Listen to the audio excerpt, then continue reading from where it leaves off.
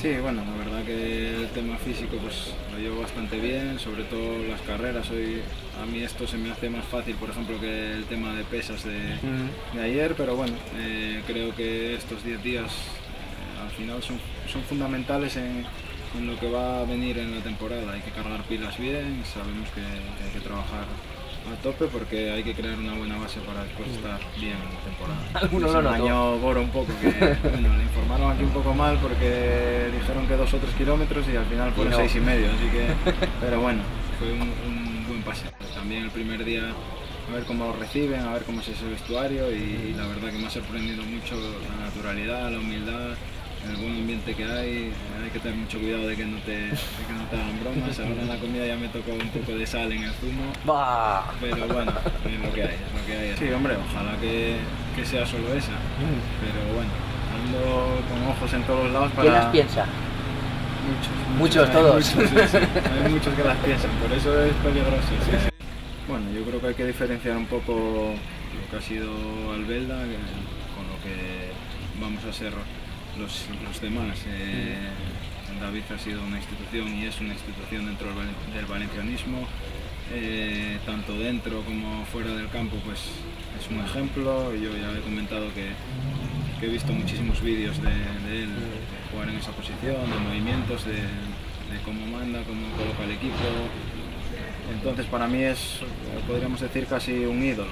Oriol es un jugador de una calidad tremenda, ya lo demostró en el Barça B, lo fichó un grande como el Chelsea. Yo creo que por las declaraciones que él hizo, por lo que se veía en la prensa, tenía muchísimas ganas de venir aquí. ¿Qué tal con el míster?